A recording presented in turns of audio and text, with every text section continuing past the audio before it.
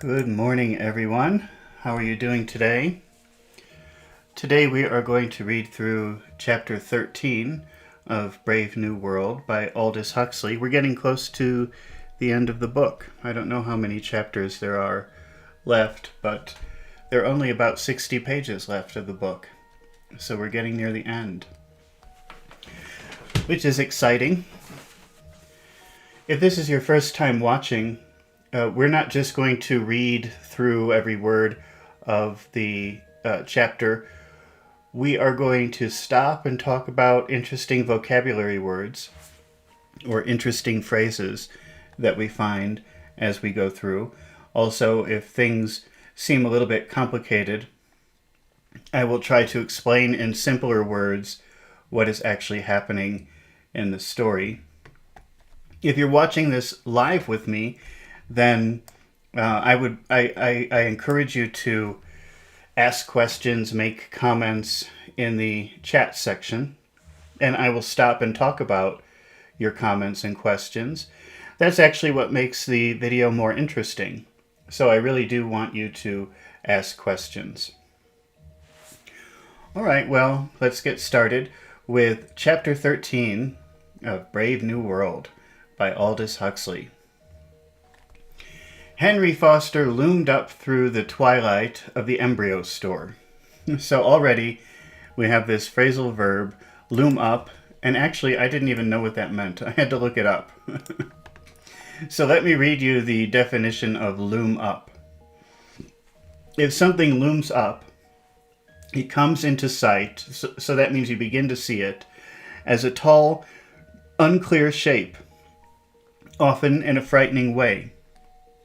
The great house loomed up ahead of them. So as they're coming towards the house, you start to see this big, unclear image, and it looks a little bit scary. So Henry Foster loomed up through the twilight of the embryo store. Like to come to a feelie this evening? Lenina shook her head without speaking. So she answered no. Without speaking, she shook her head. Going out with someone else? It interested him to know which of his friends was being had by which other. Is it Benito? He questioned. Recuerdos says good morning. Hi, good morning, Recuerdos. You're in Mexico, right? Happy Cinco de Mayo. Let's see. She shook her head again. Henry detected the weariness in those purple eyes, the pallor beneath the glaze of lupus. Now let's look up the word pallor. Elon says, good morning. Good morning, Elon. How are you doing? Nelson says, hello. Hi, Nelson. Thanks for joining us today. Pallor. Let's look up pallor. Paleness. So it comes from the same word as pale.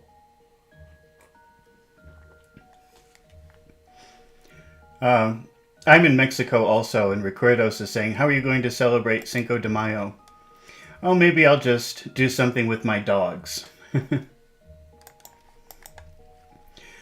All right, so let's see. She shook her head again. Henry detected the wariness in those purple eyes and the pallor beneath the glaze of lupus. Lupus is a type of blood disease. I think it is. Wait, we better define it. Lupus is a disease that occurs when your body's immune system attacks its own tissues and organs. So she has this disease, which makes her look pale and sick. The sadness at the corner of the unsmiling crimson mouth. Remember, crimson is a type of red. It's the type of red that is the color of blood.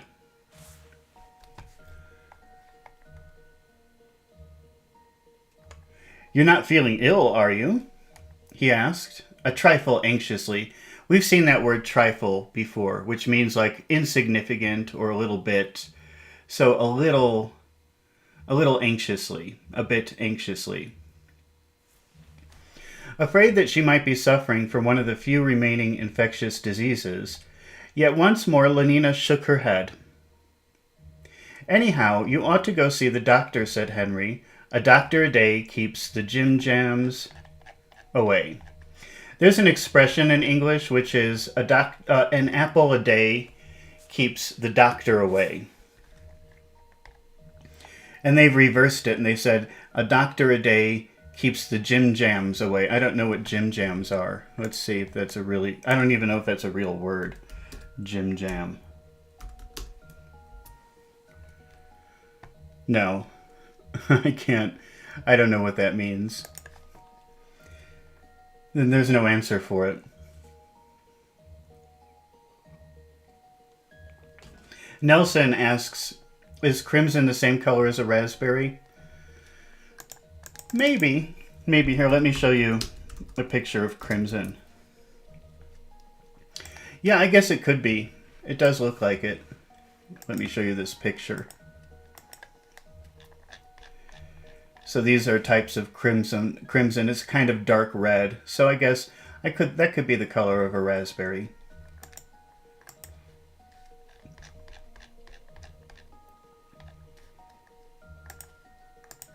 Although I wouldn't say that a raspberry is crimson. Usually when you use that word, you think of blood.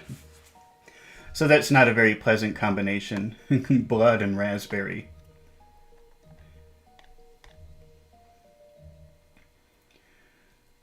He added heartily, a doctor a day keeps the jim jams away, driving home his hypnopedic adage with a clap on the shoulder.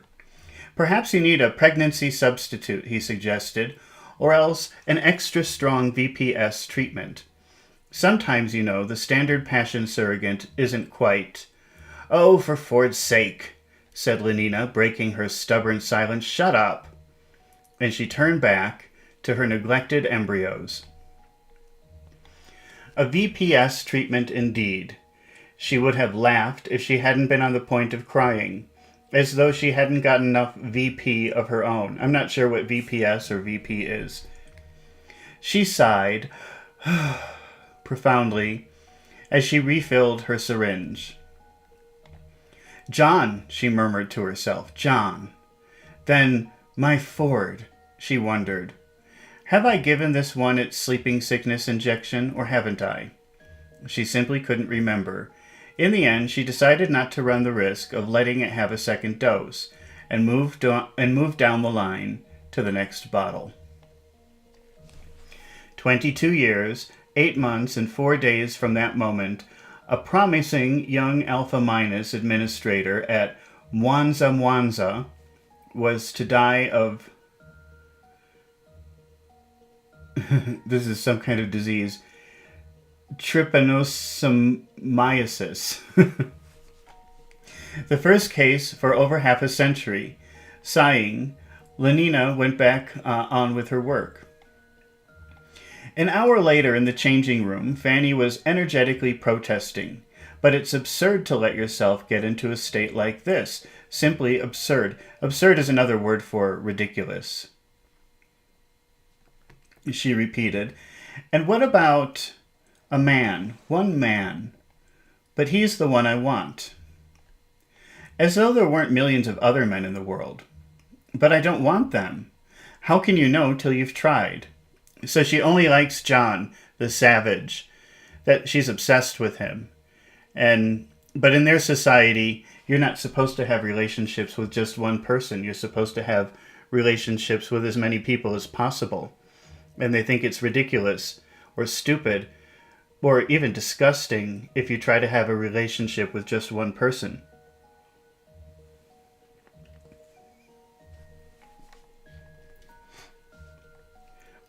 I have tried. But how many? Asked Fanny, shrugging her shoulders. This is shrugging your shoulders. Shrugging her shoulders contemptuously. Contemptuously means like with hate. 1, 2, dozens. But shaking her head, it wasn't any good, she added. Well, you must persevere. Persevere, if you know the word give up is when you say, oh, it's too difficult, I'm not doing it. Giving up is like surrendering. I give up, I surrender. And persevere is the opposite of that. Persevere is continue, work hard, keep doing it. Well, you must persevere, said Fanny sententiously. But it was obvious that her confidence in her own prescriptions had been shaken. Nothing can be achieved without perseverance. But meanwhile, don't think of him. I can't help it. Take Soma then. I do. Well, go on. Go on means continue. Continue taking the drug. But in the intervals, I still like him. I shall always like him. Well, if that's the case, said Fanny with decision, why don't you just go and take him, whether he wants it or no? But if you knew how terribly queer he was. Queer means strange. All the more reason for taking a firm line. It's all very well to say that. Don't stand any nonsense. Act. Fanny's voice was a trumpet. She might have been a YWFA. Lecturer, giving an evening talk at the adolescent beta minuses. Yes, act. At once. Do it now. I'd be scared, said Lenina. Well, you've only got to take half a gram of Soma first, and now I'm going to have my bath. She marched off, trailing her towel. The bell rang, and the savage, who was impatiently hoping that Helmholtz would come that afternoon for having at last made up his mind to talk to Helmholtz about Lenina, he could not bear to postpone his confidences a moment longer.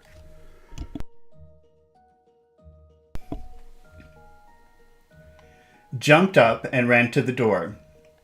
I had a premonition it was you, Helmholtz. A premonition is when you have a feeling that something is going to happen, or you have a picture in your mind about what is going to happen. It's like predicting the future. So if he says, I had a premonition about you, it means I had a vision in my head about something you would do or say in the future.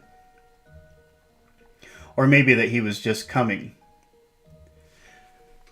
Oh, I had a premonition it was you, Helmholtz. So that means I knew before I answered the door that it was you. He shouted as he opened. Fariborz says hi. Hi, Fariborz. How are you doing this morning? On the threshold, in a white acetate satin sailor suit, with a round white cap rakishly tilted over her left ear, stood Lenina. Oh, said the savage, as though someone had struck him a heavy blow. A blow is a hit, so he said, oh, like someone hit him. Like, oh. Half a gram had been enough to make Lenina forget about her fears and her embarrassments. Hello, John, she said, smiling, and walked past him into the room. Automatically, he closed the door and followed her. Lenina sat down. There was a long silence. You don't seem very glad to see me, John, she said at last. Not glad? The savage looked at her reproachfully. Then suddenly fell on his knees before her, and taking Lenina's hands, reverently kissed it. Not glad? Oh, if you only knew, he whispered, and venturing to raise his eyes to her face, admired Lenina, he went on, indeed, the top admiration, worth what's dearest in the world. She smiled at him with a luscious tenderness. Oh, you, so perfect. She was leaning towards him with parted lips, so her lips were open, ready to kiss him. So perfect and so peerless are created, nearer and nearer, of every creature's best. So, remember that the savage, his only thing that he could do for many years was just read a Shakespeare book, all of the works of Shakespeare. So he kind of talks like Shakespeare or quotes Shakespeare all the time. The savage suddenly scrambled to his feet. That's why... Oh, wait. I think I missed something here. So perfect and so peerless are created, nearer and nearer, of every creature's best, still nearer. So she's getting closer to him, about to try to kiss him. And then the savage suddenly scrambled to his feet. He jumped up. That's why, he said, speaking with averted face, I wanted to do something first. I mean, to show you I was worthy of you. Not that I could ever really be that, but at any rate to show you I wasn't absolutely unworthy. I wanted to do something.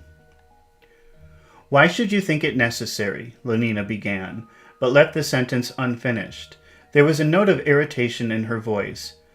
When one has leant forward, nearer and nearer with parted lips, only to find oneself quite suddenly, as a clumsily oaf scrambles to his feet, leaning towards nothing at all. So she's getting closer, trying to kiss him, and as she just gets to his face, he jumps up. And now she's annoyed. Well, there is a reason, even if with a half-gram of soma circulating in one's bloodstream, a genuine reason for annoyance.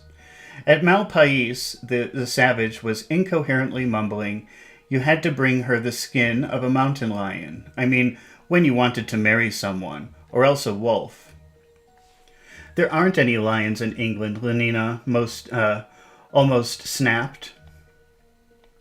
And even if there were, the savage added with sudden contemptuous resentment, people would kill them out of the helicopters, I suppose, with poison gas or something. I wouldn't do that, Lenina. He squared his shoulders and ventured to look at her and met her with a stare of annoyed incomprehension. Confused. I'll do anything, he went on, more and more incoherently. Anything you tell me. There be some sports are painful, you know, but their labor delight in them sets off. He's talking like Shakespeare. It's a little bit annoying, the way he's talking. That's what I feel. I mean, I'd sweep the floor if you wanted.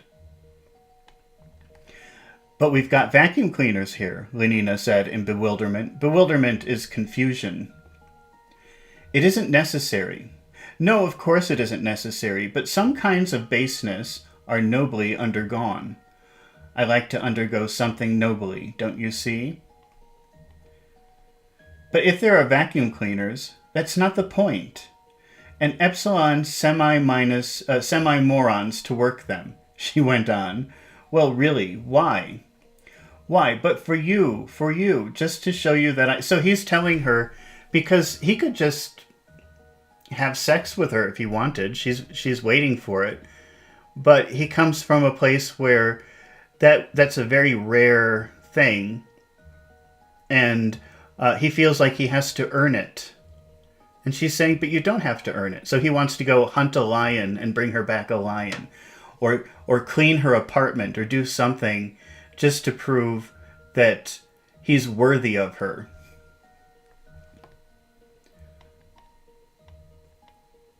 And what on earth vacuum cleaners have got to do with lions? To show how much, or lions with being glad to see me. She was getting more and more exacerbated. Exacerbated means frustrated. How much I love you, Lenina, he brought out almost desperately, an emblem of the inner tide of startled elation. Oh boy, that's kind of a complicated phrase. I'm sorry, I have to take a little bathroom break. I'll be right back.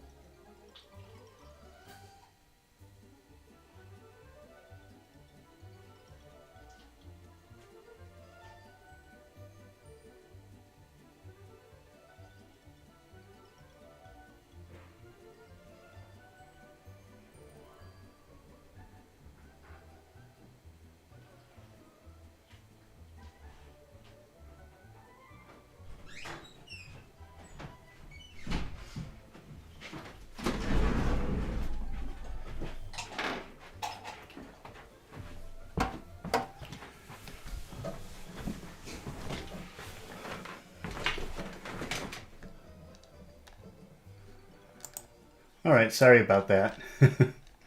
Okay, so let's take a look at this sentence for a minute.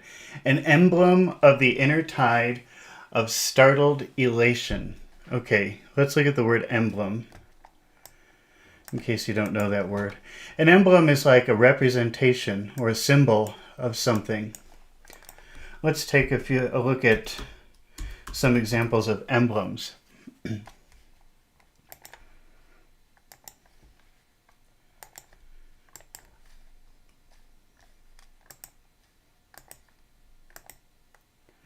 Okay, so these are emblems. These are like the representation or the symbol of a company is the emblem. So you can see the BMW emblem, the Starbucks emblem. They represent the company or the group or the person in a picture form.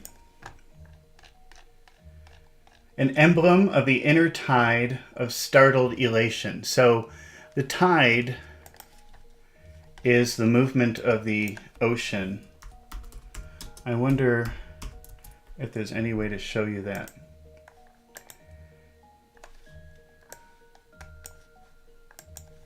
Here's a picture. So, sometimes the water maybe comes up to the rocks. That I think is called high tide. And sometimes the water goes back and you have a beach, and that's called the low tide. So it's the up and down, not the waves. It's not the waves, but it's the up and down pattern of the water on the ocean. So if something comes up on you very quickly, that could be like a tide of, in this case, he said a tide of elation. Elation is a very happy, positive feeling. Okay, let's see. An emblem of the inner tide of startled elation. So suddenly there was a lot of excitement and happiness. The blood rushed up into Lenina's cheeks. Do you mean it, John? Oh, okay, because, John said, how much I love you, Lenina, he brought out almost desperately. And then the emblem, the representation, the visual representation of this inner tide of elation or excitement was that her cheeks turned very red and hot. And that's a very complicated sentence. Do you mean it, John? But I hadn't meant to say so, cried the savage, clasping his hands in a kind of agony. Not until... Listen, Lenina, in Malpais, people get married. Get what? The irritation had begun to creep back into her voice. What was he talking about now? For always. They make a promise to live together for always. What a horrible idea. Lenina was genuinely shocked. Outliving beauties outward, with the mind that doth renew swifter than blood decays.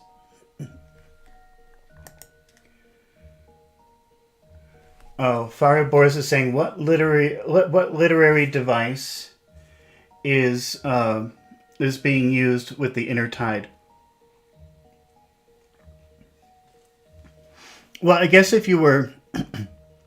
because you could use tide in just regular speech, a tide of happiness, a tide of sadness.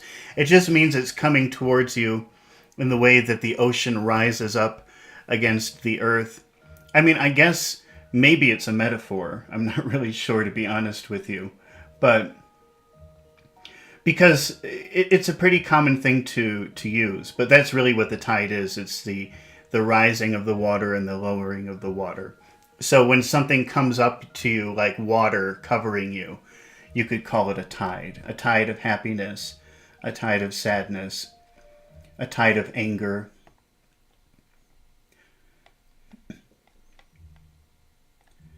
So again, John is quoting Shakespeare, outliving beauties outward with a mind that doth renew swifter than blood decays. That word doth, that's an older word that people don't use anymore, but it's just another form of the verb to do. And Lenina doesn't understand what he's saying. She says, what? It's like that in Shakespeare too. If thou dost break her virgin knot before the sanctimonious ceremonies, may with full and holy rite. So that's Shakespeare talk for if you have sex with her before you get married, and he doesn't finish the thought. And again, you can see that word dust, D-O-S-T. That's an older form of the verb to do. For Ford's sake, John, talk sense. I can't understand a word you say. First it's vacuum cleaners, then it's knots. You're driving me crazy. Hadi says, hello, good morning or good evening, Hadi. How are you doing today? You're driving me crazy. She jumped up, and as though afraid that he might run away from her physically, as well as with his mind, caught him by the wrist. Answer me this question. Do you really like me or don't you? There was a moment's silence, and then in a very low voice, I love you more than anything in the world, he said. Then why on earth didn't you say so, she cried. And so intense was her exasperation. Exasperation is another word for frustration. That she drove her sharp nails into the skin of his wrist. To drive something means to force something to go in. So if you've got a nail, we better look at a picture.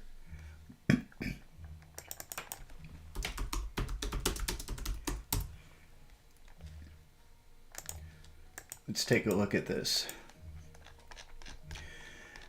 So you recognize this picture. You've got the nail and you've got the hammer. And doing this, making the nail go into the wood, that's driving a nail. That's what drive means here. And she drove her fingernails into his arm.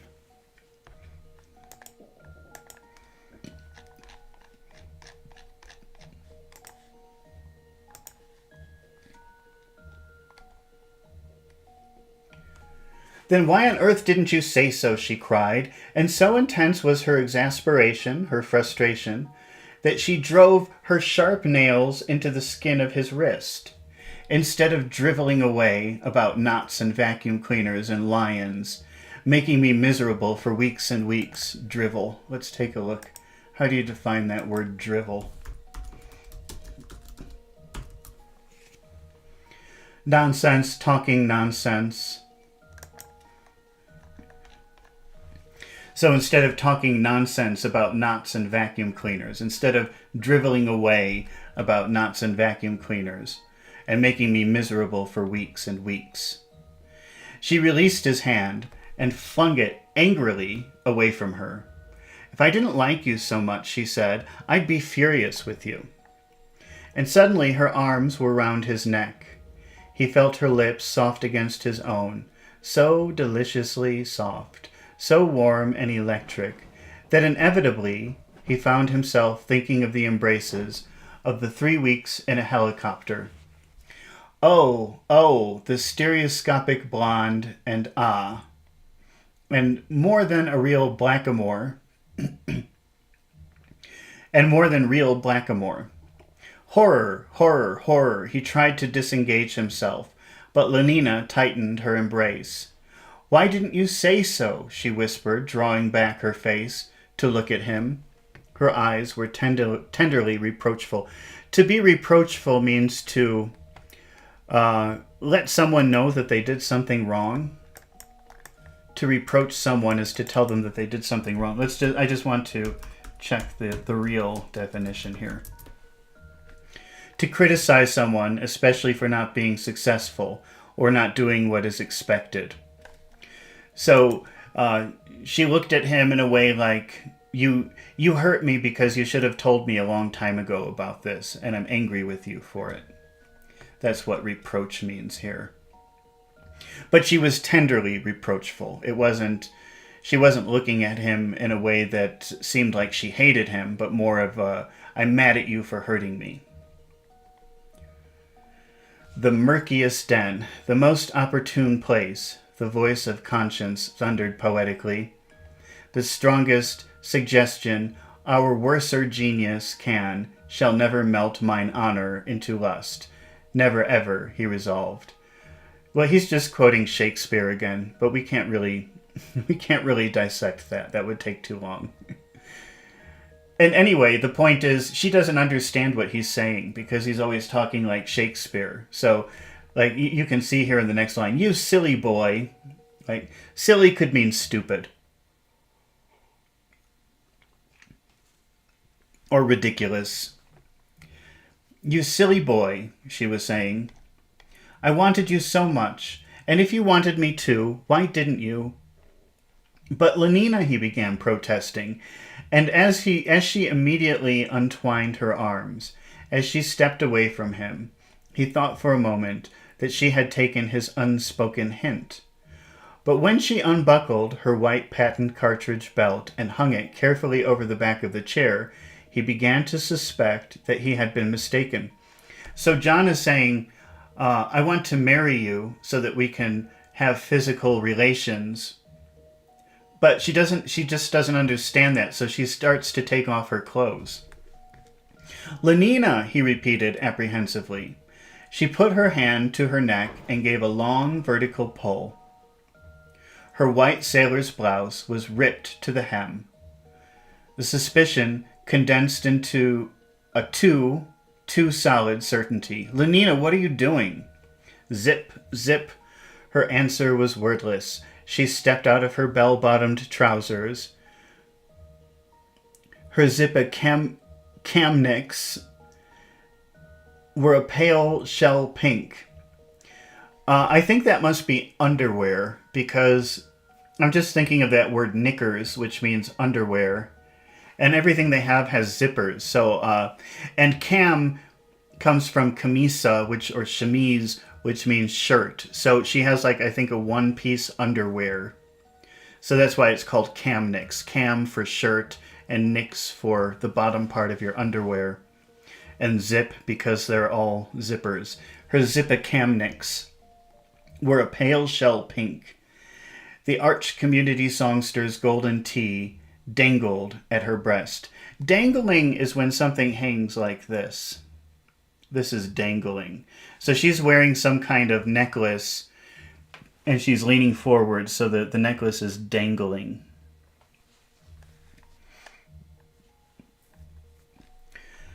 For those milk paps that through the window bars bore at men's eyes. The singing, thundering, magical words made her seem doubly dangerous, doubly alluring. Alluring means attractive and tempting. If something is alluring, it makes you come to it because it's very attractive. It's tempting you to do something. Soft, soft, but how piercing. Boring and drilling into reason, tunneling through resolution. The strongest oaths are straw to the fire. The blood, be more abstemious or else. Oh gosh, I think this is more Shakespeare talk. Zip, the rounded pinkness fell apart like a neatly divided apple. A wriggle, this is wriggling. A wriggle of the arms. A lifting first to the right foot and then to the left. The zippicamniks were lying lifeless as though deflated on the floor. Still wearing her shoes and socks and her rakishly tilted round white cap, she advanced towards him. Darling, darling, if you'd said so before, she held out her arms.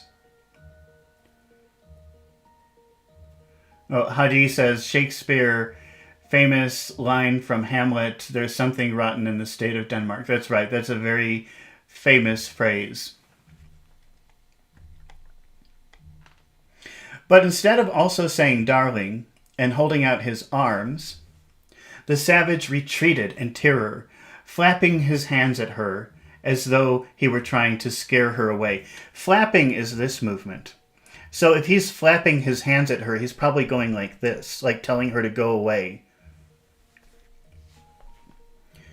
Flapping his hands at her as though he were trying to scare away some intruding and dangerous animal. Yeah, so that's what you would do maybe to an animal coming towards you if you were afraid of them. Go away, flapping your hands.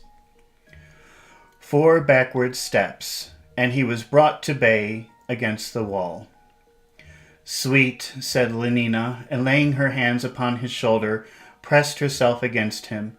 Put your arms around me, she commanded. Hug me till you drug me, honey.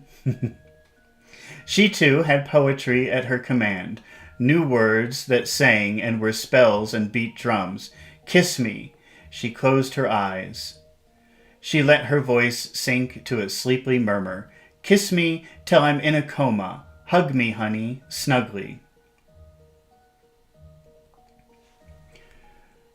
Hadi says dangling pendant necklace.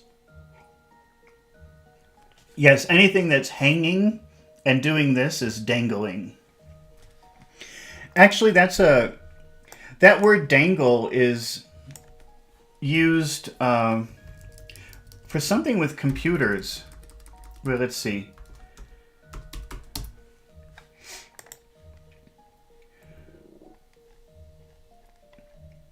I know it's used. Wait, maybe USB dangle. Yeah, I think I have a dangle. I have it. That sounds rude. I have a dangle. This is a dangle, and I think the idea is because if it fell, or maybe if you attach it to your laptop or your tablet or whatever, it would just dangle. It would just hang there and move like this. But yeah, usually if you're using dangle, you're talking about, for example, these are dangling earrings. Because, if she's walking, they'll move like this. This is dangling.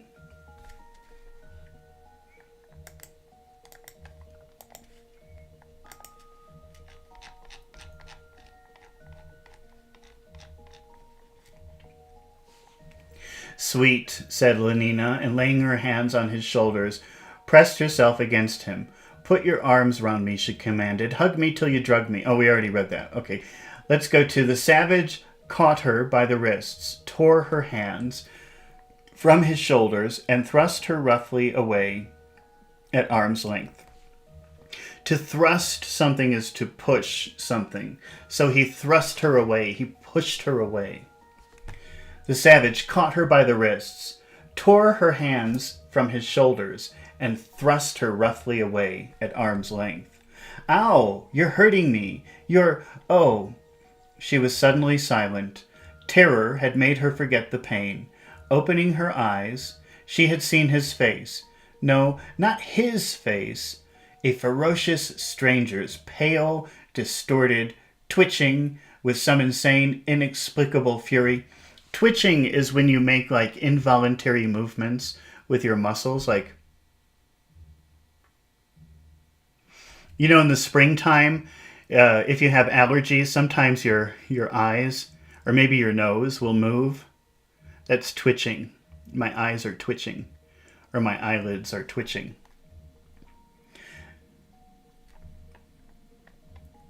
But what is it, John? She whispered. He did not answer, but only stared into her face with those mad eyes. And mad here means more like crazy than angry.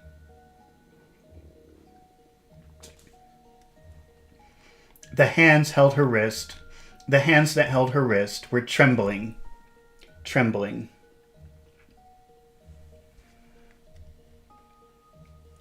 Hadi says a dangling modifier.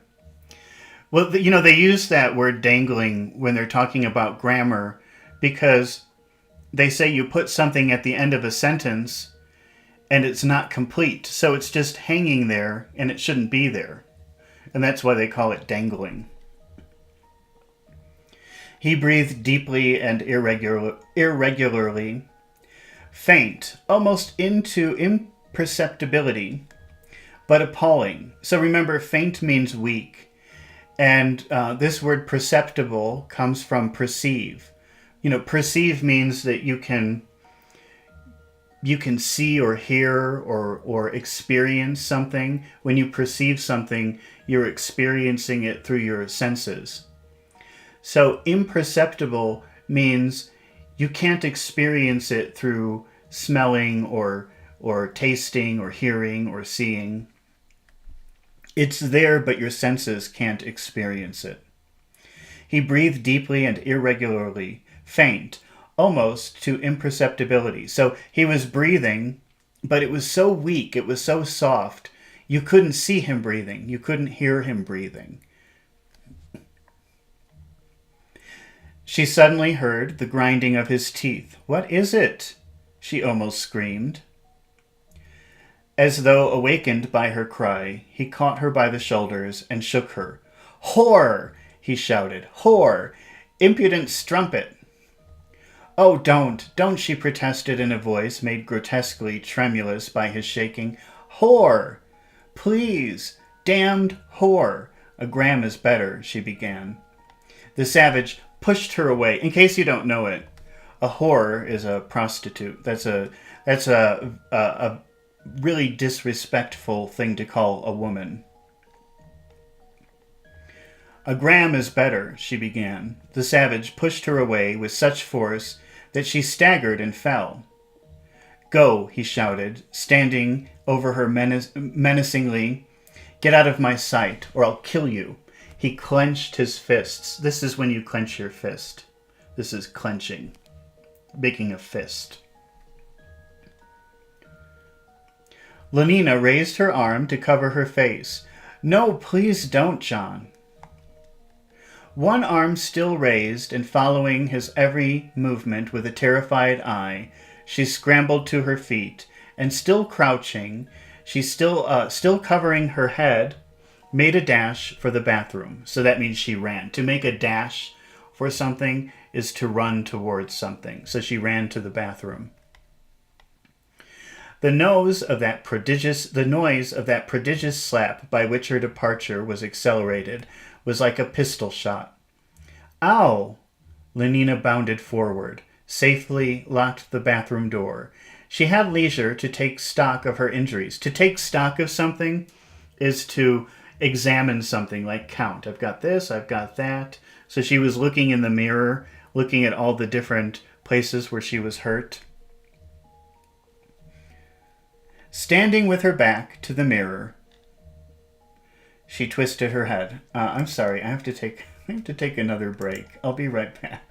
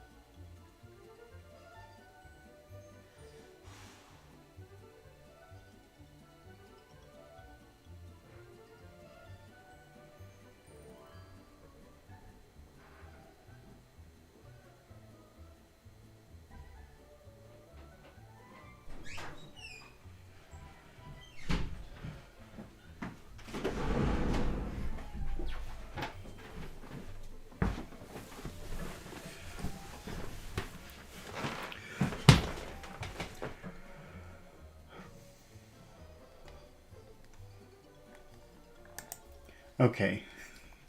I hope that's the last interruption of the day. All right. So she twisted her head, looking over her left shoulder. She could see the imprint of an open hand standing out distinct in crimson on the pearly flesh. Gingerly, she rubbed the wound. So she could see there was a handprint, John's handprint on her face. She could see it. Outside, in the other room, the savage was striding up and down. Striding is a type of walking, especially if you're taking very big steps. Let's see if we can find an illustration of striding. When you stride, I think the emphasis is really on how long the movements are of the legs.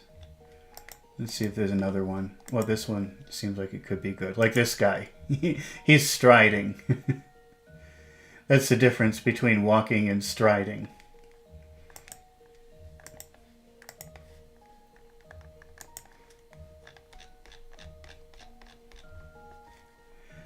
Outside in the other room, the savage was striding up and down, marching, marching to the drums and music of magical words. Hadi says to take stock is to review. Yeah, but that word stock, like, if you own a store, you have all the things in the front of the store where you sell things, but probably in the back, you have a special room where you keep all the extra things. So if somebody buys something, you go into the other room and you bring another one out. And that's called a stock room. And stock means the things that you have to sell. And, they're like items, 1, 2, 3, 4. So like in a store, you might take stock, meaning, let's see, what do I need to order? I have 10 bottles of milk. I want 20, so I better order 10 more bottles of milk. Something like that. That's stock. And you have a stock room. So when I think of that word stock, I think of counting. So when you're taking stock of something, yes, you're reviewing it. But I also think that there's an idea of you're evaluating it, like maybe 1, 2, 3, 4, something like that. But that's just in my head. Maybe that's not true. That's how I think of it, though. Okay, let's see. Outside in the other room, the savage was striding up and down, marching to the drums and music of the magical words. The wren goes taut, and the small gilded fly does lecher in my sight. Maddeningly they rumbled in his ears. The fichu nor the soiled horse goes taut, with a more riotous appetite. Down from the waist, they are centaurs, the women all above. But to the girdle do the gods inherit. Beneath is all the fiends. I think this is more Shakespeare. Beneath all the fiends, there's hell, there's darkness. There's the sulphurous pit, burning, scalding, stench, consumption. Fie, fie, fie. Yeah, this is Shakespeare, definitely. Fie, fie, fie, pa, pa. Give me an ounce of civet, good apothecary, to sweeten my imagination. We won't try to analyze that. Okay, John ventured a small ingratiating voice from the bathroom. John? So ingratiating, that means like putting yourself below someone, like maybe begging for forgiveness, or making yourself lower and making somebody else higher. So she's feeling sorry, I guess, in a way. So she says, John?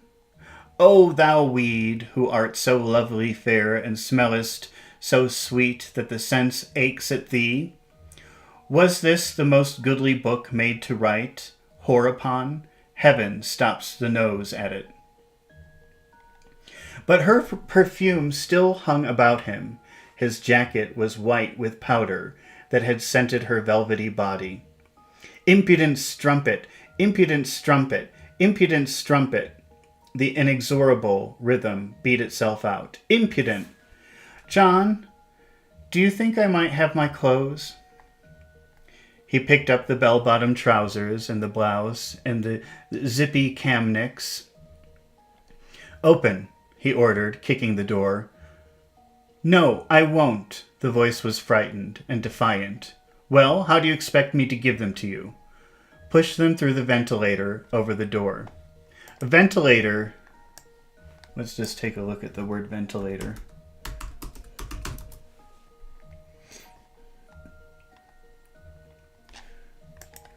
Better use the word door. That word vent comes from the same word as wind. And so a ventilator is part of a door or a window or a building that allows air to come in. So these are ventilators.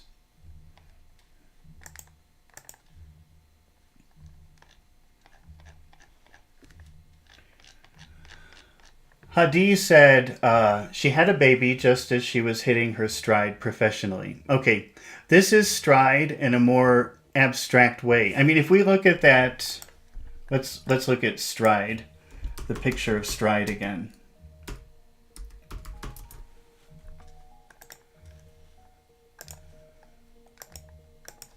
I think this is a pretty good example of a stride. Look at this guy walking. Do you think that he looks confident? I mean, he looks a little bit ridiculous. But if it wasn't so exaggerated, he would look pretty confident, probably. So to hit your stride means to like walk with confidence. You're talking about professionally. She was hitting her stride professionally. She was starting to be very confident professionally.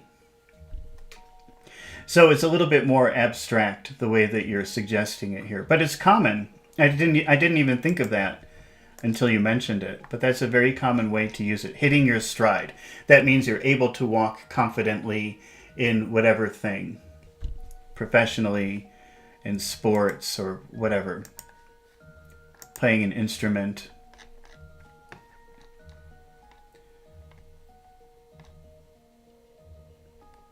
Pushed them through the ventilator over the door. He did what she suggested and returned to his uneasy pacing of the room. Impudent strumpet, the devil luxury with his fat rump and potato finger. John! He would not answer. Fat rump and potato finger. I have... Rump, that's like another way to say you're behind your butt. That's a rump. The back part of something. But I don't know why he's saying potato finger. I have no idea. But he's angry. Fat rump and potato finger. John, what is it? He asked gruffly. I wonder if you'd mind giving me my Malthusian belt. Lenina sat listening to the footsteps in the other room, wondering, as she listened, how long he was likely to go tramping up and down. So tramping, that's like hitting your feet against the floor very hard. Boom, boom, boom, boom, tramping.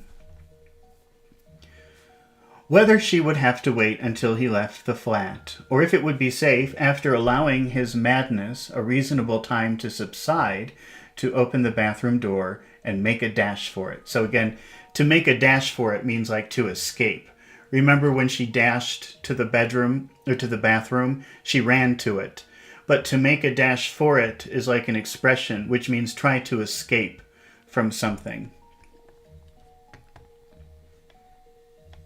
She was interrupted in the midst of these uneasy speculations by the sound of the telephone bell ringing in the other room.